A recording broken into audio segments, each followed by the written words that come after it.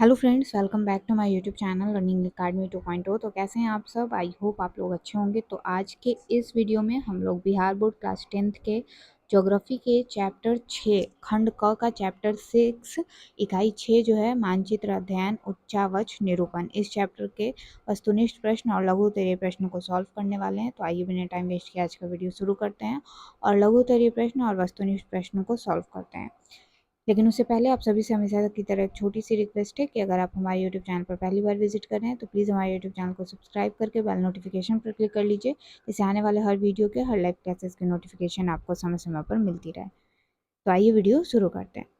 Video शुरू करने से पहले एक और चीज़ मैं यहाँ पे क्लियर कर देना चाहती हूँ कि इस चैप्टर के पहले वाले जो चैप्टर्स हैं, जिसमें आपका बिहार नगरीकरण एवं जनसंख्या ये चैप्टर है आपका, तो इस चैप्टर के लघु उत्तरीय प्रश्न, ठीक है, बिहार पॉपुलेशन एंड अर्बनाइजेशन, ठीक है, तो इस चैप्टर के लघु उत्तरीय प्रश्नों को भी मैंने करवा दिया है और दीर्घ उत्तरीय प्रश्नों को भी करवा दिया है।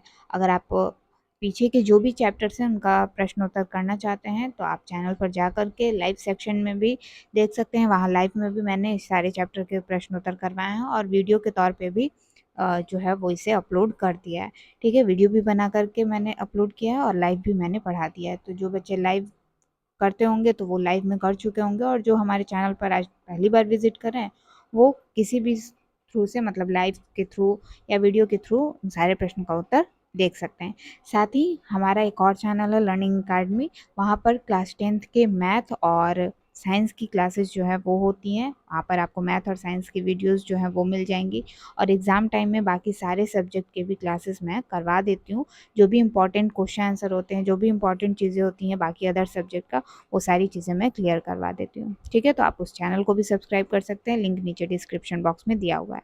तो आइए शुरू करते हैं। यहाँ पर एक चीज़ क्लियर कर देती हूँ कि आप लोग चैप्टर ज़रूर से पढ़िएगा, जो भी चैप्टर में इंपॉर्टेंट चीज़ें है उसको अंडरलाइन कर लीजिएगा।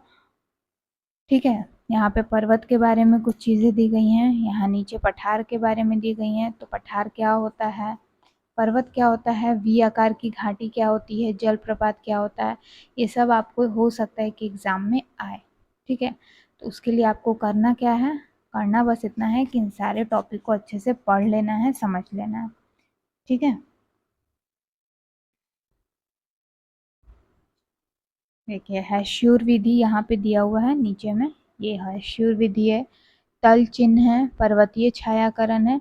इन सब के बारे में आपको अच्छे से पढ़ लेना है, ताकि अगर आपको डेफिनेशन या इसके बारे में कुछ भी पूछे एग्जाम में तो आप उस प्रश्न को छोड़े ना। ठीक है, हर प्रश्न का उत्तर आप लोग लिख के। चलिए, तो सबसे पहला वस्तुनिष्ठ प्रश्न, इसी तरह का ऑब्जेक्टिव क्वेश्चन आपको एग्जाम में भी पूछेगा। ठीक है, आपको 4 में से किसी एक प्रश्न का उत्तर देना होता है।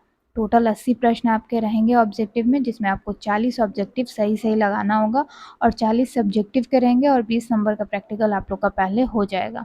ठीक है, तो 40 सब्जेक्टिव में तो आपको प्रश्नोत्तर लिखना होगा इतिहास, भूगोल, नागरिक शास्त्र, अर्थशास्त्र और आपदा प्रबंधन के, जिसमें लघु और दीर्घ दोनों होंगे, आपको लिखना होगा उनका उत्तर। ठीक है, और ऑब्जेक्टिव में टोटल 80 प्रश्न होंगे, 80 में से कोई भी 40 प्रश्न का उत्तर आपको ऑब्जेक्टिव में देना होगा। ठीक है, चलिए, तो सबसे पहला है कि उच्चावच प्रदर्शन के लिए हैश्योर विधि का विकास किसने किया था। तो हैश्योर विधि अभी अभी मैंने आपको कहा कि इन सारे टॉपिक को अच्छे से आप पढ़ लीजिएगा। देख लीजिए यहाँ पे हैश्योर विधि के बारे में, देखिए यहाँ पे लिखा हुआ है, इस विधि का विकास ऑस्ट्रिया के एक सैन्य अधिकारी लेहमान ने किया था। तो इसका सही उत्तर क्या हो जाएगा, लेहमान हो जाएगा। ठीक है, यहाँ मैंने लगा दिया है। पर्वतीय छायाकरण विधि में भू आकृतियों पर किस दिशा से प्रकाश पड़ने की कल्पना की जाती है। तो पर्वतीय छायाकरण, देखिए क्या लिखा है कि इस विधि के अंतर्गत उच्चावच प्रदर्शन के लिए भू आकृतियों पर उत्तर पश्चिम कोने पर ऊपर से प्रकाश पड़ने की कल्पना की जाती है, यानी कि उत्तर पश्चिम इसका सही उत्तर होगा। क्लियर। छोटी महीन एवं खंडित रेखाओं को ढाल की दिशा में खींचकर उच्चावच प्रदर्शन विधि को क्या कहते हैं। तो उसी को हम लोग क्या कहते हैं, हैश्योर विधि कहते हैं। यहाँ पे लिखा हुआ है कि इस विधि के अंतर्गत मानचित्र में छोटी महीन एवं खंडित रेखाएं खींची जाती हैं, ये रेखाएं ढाल की दिशा अथवा जल बहने की दिशा में खींची जाती हैं। ठीक है। अगला है कि तल चिन्ह की सहायता से किसी स्थान विशेष की मापी गई ऊंचाई को क्या कहते हैं। तल चिन्ह के बारे में पूछ रहा है, तो तल चिन्ह के बारे में देख लेते हैं।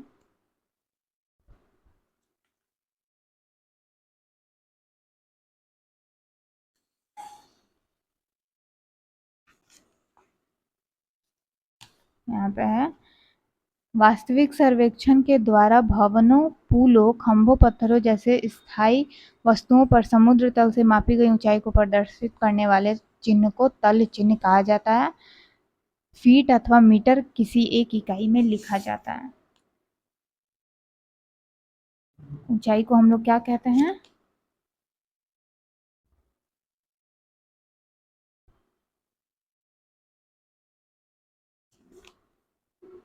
स्थानिक ऊंचाई। क्या कहते हैं? स्थानिक ऊंचाई कहते हैं। अगला है, स्तर रंजन विधि के अंतर्गत मानचित्रों में नीले रंग से किस भाग को दिखाया जाता है। स्तर रंजन विधि, देखिए यहाँ पे दिया है कि तल चिन्ह की सहायता से किसी विशेष स्थान की मापी गई ऊंचाई को स्थानिक ऊंचाई कहा जाता है। ठीक है। अब स्तर रंजन कह रहा है, तो स्तर रंजन में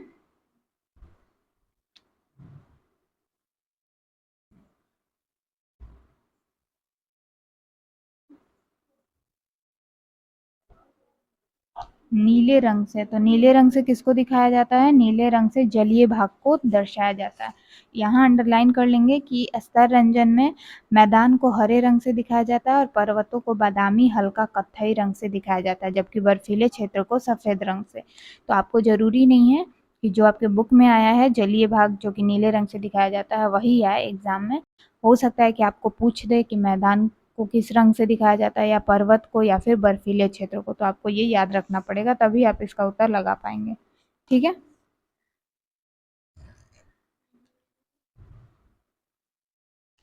चलिए फ्रेंड्स, तो यहाँ आपके यहाँ वस्तुनिष्ठ में टोटल 5 प्रश्न थे। पांचों प्रश्न का उत्तर मैंने आपको यहाँ बता दिया है। बढ़ते हैं आगे लघुत्तरीय प्रश्न की ओर, जिसमें टोटल यहाँ पर कितने प्रश्न हैं? 5 प्रश्न हैं। पांचों प्रश्न का उत्तर एक एक करके हम लोग जानते हैं। एक बार जितने भी बच्चे हमारे क्लास में अभी तक जुड़े हुए हैं वो क्लास को लाइक और शेयर कर देंगे और चैनल को भी सब्सक्राइब कर लेंगे। ठीक है। और हाँ, जो भी बच्चे क्लास 10th बिहार बोर्ड के साइंस या मैथ की क्लासेस करना चाहते हैं वो हमारे एक और जो चैनल है लर्निंग अकाडमी, उसको सब्सक्राइब कर लेंगे। वहाँ पर आपके मैथ और साइंस की क्लासेस होती हैं। लिंक आपको नीचे डिस्क्रिप्शन बॉक्स में भी मिल जाएगा, आप वहाँ से भी जा करके उस चैनल को सब्सक्राइब कर सकते हैं। ठीक है। चलिए, पहला क्वेश्चन है यहाँ पे। पहला प्रश्न है कि हेस्यूर विधि तथा पर्वतीय छायाकरण विधि में अंतर स्पष्ट करना है। ठीक है, यानी कि हेस्यूर विधि क्या है और पर्वतीय छायाकरण विधि क्या है, और उसके बारे में आपको यहाँ पे एक तरह से बताना है। ठीक है, तो आइए इस प्रश्न का उत्तर जानते हैं।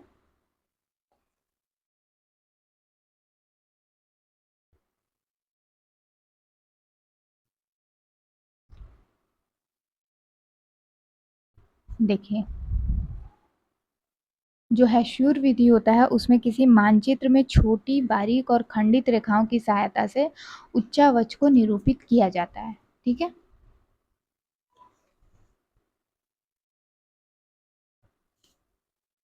ठीक है ना। और वे रेखाएं जो ढाल की दिशा की ओर या जल बहने की दिशा की ओर खींची जाती हैं, जबकि पर्वतीय छायाकरण विधि में उच्चावच प्रदर्शन करने के लिए भू आकृतियों के ऊपर उत्तर पश्चिम कोने पर ऊपर से प्रकाश पड़ने पर की जाती है। ठीक है। और अंधेरे में पड़ने वाले भाग को या ढाल को गहरे छायांकन से भर देते हैं या फिर उन्हें खाली छोड़ देते हैं। तो दोनों में आपको डिफरेंस पता चल रहा है कि वो रेखाएं जो ढाल की दिशा की ओर या जल बहने की दिशा की ओर खींची जाती हैं, और पर्वतीय छायाकरण विधि में हम लोग भू आकृतियों के ऊपर उत्तर पश्चिमी कोने पर ऊपर से प्रकाश पड़ने पर की जाती है ना। यहाँ पे आपका दिया ही हुआ है हेस्यूर विधि और पर्वतीय छायाकरण विधि, आप यहाँ भी बुक में भी देख सकते हैं। इस विधि का विकास किसने किया था? उच्चावच निरूपण के लिए इस विधि के अंतर्गत मानचित्र में छोटी, महीन एवं खंडित रेखाएं खींची जाती हैं और ये रेखाएं ढाल की दिशा अथवा जल बहने की दिशा में खींची जाती हैं। ठीक है।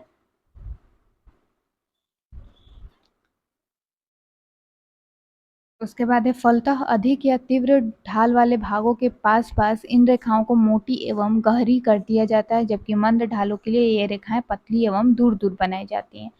समतल क्षेत्र को खाली छोड़ दिया जाता है और ऐसी स्थिति में धरातल का जो भाग जितना अधिक ढालुवा होता है, हेस्यूर विधि के मानचित्र पर वह भाग उतना ही अधिक काला दिखाई देता है।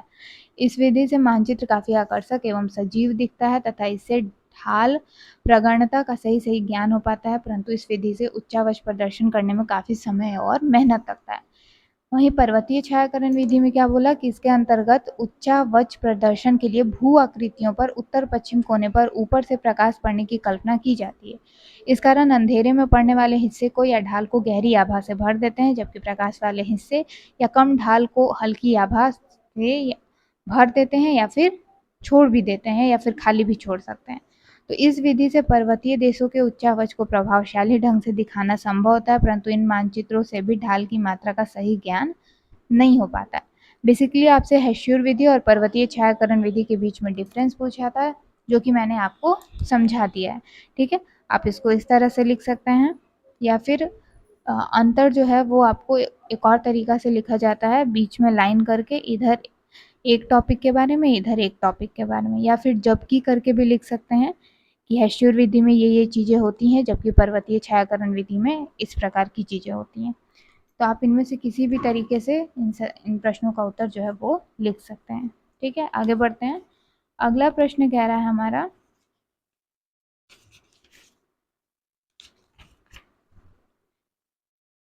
तल चिन्ह और स्थानिक ऊंचाई क्या है? तल चिन्ह और स्थानिक ऊंचाई के बारे में आपसे पूछा जा रहा है। तो तल चिन्ह के बारे में यहाँ पे दिया ही हुआ है कि वास्तविक सर्वेक्षण के द्वारा भवनों, पुलों, खंभों, पत्थरों जैसे स्थायी वस्तुओं पर समुद्र तल से मापी गई ऊंचाई को प्रदर्शित करने वाले चिन्ह को तल चिन्ह कहा जाता है। ठीक है, जबकि स्थानिक ऊंचाई किसे कहते हैं? तो तल चिन्ह की सहायता से किसी स्थान विशेष की मापी गई ऊंचाई को स्थानिक ऊंचाई कहा जाता है। इस विधि में बिंदुओं के द्वारा मानचित्र में विभिन्न स्थानों की ऊंचाई संख्या में लिख दी जाती है। ठीक है, क्लियर है फ्रेंड्स? ये होती है स्थानिक ऊंचाई और ये होती है तल चिन्ह। ठीक है, इसका उत्तर मैंने यहाँ पे लिखा हुआ है, आप चाहें तो इसको देख सकते हैं, यहाँ पे देख लीजिए आप लोग।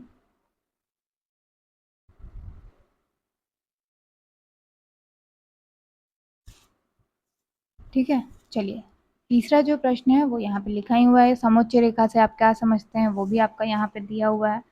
समोच्च रेखाएं के बारे में कि समोच्च रेखाओं की सहायता से उच्चावच प्रदर्शन करने की विधि को सर्वश्रेष्ठ माना गया है।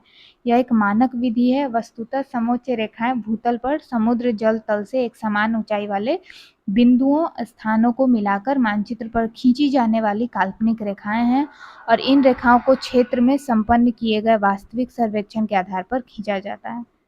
ठीक है, तो बेसिकली अगर हम शॉर्ट में देखें तो धरातल पर समुद्र तल से समान ऊंचाई वाले समीपस्थ बिंदुओं को जोड़ने वाली जो कल्पित रेखा होती है उसी को हम लोग समोच्च रेखा कहते हैं। ठीक है, वहाँ समोच्च रेखा के बारे में कुछ चीज़ें दी गई हैं आपके बुक में, तो डिटेल में दिया हुआ है, लेकिन यहाँ आपको उसका डेफिनेशन लिखना था जो मैंने इतना में लिख के आपको बता दिया है। ठीक है, आगे बढ़ते हैं। अगला है स्तर रंजन क्या है? स्तर रंजन का आंसर थोड़ा सा लॉन्ग है, बुक में भी देख लेते हैं कि रंगीन मानचित्रों में रंगों की विभिन्न आभाओं के द्वारा उच्चावच प्रदर्शन का एक मानक निश्चित किया गया है। एटलस एवं दीवार मानचित्रों में इस विधि का उपयोग आपने अवश्य ही देखा होगा। ऊंचाई में वृद्धि के अनुसार रंगों की आभाएं हल्की होती जाती हैं। इनमें समुद्र या जलीय भाग को नीले रंग से दिखाया जाता है, मैदान को हरे रंग और पर्वतों को बादामी हल्का कत्थई रंग से दिखाया जाता है, जबकि बर्फीले क्षेत्रों को सफेद रंग से दिखाया जाता है। तो एक्चुअली स्तर क्या है कि यह स्थलाकृतियों को प्रदर्शन करने की एक विधि है जिसमें धरातलीय ऊंचाई और निचाई को विभिन्न छायाओं द्वारा प्रदर्शित किया जाता है। एटलस एवं दीवार मानचित्रों को इस विधि का मानचित्रों में इस विधि का उपयोग किया जाता है। ऊंचाई में वृद्धि के अनुसार रंगों की आभाएं हल्की होती जाती हैं और इनमें जो चीज़ उसमें दिया हुआ था बुक में वही यहाँ भी लिखा हुआ है कि समुद्र और जलीय भाग को नीले रंग से दिखाया जाता है, मैदान को हरे रंग से, पर्वतों को बादामी हल्का कत्थई रंग से दिखाया जाता है, जबकि बर्फीले क्षेत्रों को सफेद रंग से दिखाया जाता है। तो यही होता है स्तर रंजन विधि। ठीक है, तो फ्रेंड्स आई होप कि आपको अच्छे से इस प्रश्न का उत्तर और बाकी जो 3 प्रश्न मैंने आपको पहले बताए हैं, यानी कि इन चारों प्रश्नों का उत्तर आप लोग अच्छे से समझ गए हैं। अगर आपके मन में कहीं कोई डाउट है, कोई कन्फ्यूज़न है, वो आप लोग मुझसे नीचे कमेंट सेक्शन में कमेंट करके पूछ सकते हैं। ठीक है, आगे बढ़ते हैं अगले प्रश्न की ओर। प्रश्न संख्या 5 देखते हैं। प्रश्न संख्या 5 कह रहा है, समोच्च रेखाओं द्वारा शंक्वाकार पहाड़ी का प्रदर्शन किस प्रकार किया जाता है? तो शंक्वाकार पहाड़ी बनाने के लिए पहाड़ी के लिए बनाए जाने वाले जो समोच्च रेखाएं होती हैं, उनका मान बाहर से अंदर की ओर बढ़ता हुआ होता है, यानी अधिक ऊंचाई वाले सर्वोच्च रेखा सबसे बाहर की ओर होती है। तो फ्रेंड्स, आई होप कि आपको आज का ये वीडियो पसंद आया होगा, जिसमें मैंने आपको इस चैप्टर के लघु उत्तरीय प्रश्न, जो कि 5 प्रश्न दिए गए थे, पाँचों प्रश्नों का उत्तर बता दिया है, और साथ ही वस्तुनिष्ठ प्रश्न जो 5 दिए गए थे उनका भी उत्तर अच्छे से समझा दिया है। ठीक है, तो अगर आपको इन सारे प्रश्नों में कहीं कोई डाउट है, कोई कन्फ्यूज़न है, कुछ पूछना है, वो आप लोग मुझसे नीचे कमेंट सेक्शन में कमेंट करके पूछ सकते हैं। ठीक है, तो आज की वीडियो में बस इतना ही। नेक्स्ट वीडियो में मैं आपको इसी चैप्टर के दीर्घ उत्तरीय प्रश्न का उत्तर बताऊँगी, और चैप्टर में जो भी इम्पोर्टेंट चीज़ें दी गई हैं, आप लोग उसको अच्छे से पढ़ लीजिएगा, और कुछ ब्लू बॉक्स में करके कुछ इम्पोर्टेंट पॉइंट दिए गए हैं जो आपके एग्ज़ाम के लिए इम्पोर्टेंट है, आप उन सारी चीज़ों को भी देख लीजिएगा। बाकी जो इम्पोर्टेंट चीज़ें होंगी वो मैं आपको करवाती रहूँगी, और इस चैप्टर के जो भी ऑब्जेक्टिव क्वेश्चन, बुक के अलावा जो भी इम्पोर्टेंट ऑब्जेक्टिव क्वेश्चन है, वो भी मैं आपको करवा दूँगी जब ये बुक पूरा कंप्लीट हो जाएगा, अभ्यास प्रश्न वगैरह जब हो जाएगा तो वो मैं आपको करवा दूँगी। ठीक है, तो नेक्स्ट वीडियो में हम दीर्घ उत्तरीय प्रश्न करेंगे, और बुक कंप्लीट हो जाने के बाद सारे चैप्टर के ऑब्जेक्टिव क्वेश्चन को चैप्टर वाइज कर लिया जाएगा। ठीक है, तो आज की वीडियो में बस इतना ही। वीडियो पसंद आया तो लाइक शेयर सब्सक्राइब करना बिल्कुल मत भूलिएगा। साथ ही हमारे इंस्टाग्राम आईडी को भी ज़रूर से फॉलो कर लीजिएगा, जिसका लिंक आपको नीचे डिस्क्रिप्शन बॉक्स में दिया हुआ है। और साथ ही जो भी बच्चे क्लास 10th के मैथ और साइंस की क्लासेस करना चाहते हैं, वो हमारे फर्स्ट चैनल को सब्सक्राइब कर लेंगे, लर्निंग अकेडमी को, जिसका लिंक आपको नीचे डिस्क्रिप्शन बॉक्स में मिल जाएगा। ठीक है, वहाँ पर साइंस और मैथ की वीडियोस जो है वो मैं लाती रहती हूँ, और लाइव क्लासेस भी होती हैं, तो आप वहाँ पर जा कर के उस चैनल को भी सब्सक्राइब कर लीजिएगा, और ताकि जो भी क्लासेस हों उसके नोटिफिकेशन आप मिस ना करें। और एग्ज़ाम टाइम मैं सारे सब्जेक्ट के सब्जेक्टिव क्वेश्चन जो है वो करवा देती हूँ। ठीक है, तो लर्निंग अकेडमी चैनल को भी ज़रूर से सब्सक्राइब कर लीजिएगा। मिलती हूँ आपसे अगली वीडियो में, जिसमें हम लोग इस चैप्टर के दीर्घ उत्तरीय प्रश्न को सॉल्व करेंगे, और कोई भी डाउट हो, कोई कन्फ्यूज़न हो, वो आप लोग नीचे कमेंट सेक्शन में कमेंट करके पूछ सकते हैं। आज की वीडियो में बस इतना ही। वीडियो पसंद आया तो लाइक शेयर सब्सक्राइब करना बिल्कुल मत भूलिएगा। तब तक के लिए take care, bye bye and thanks for watching.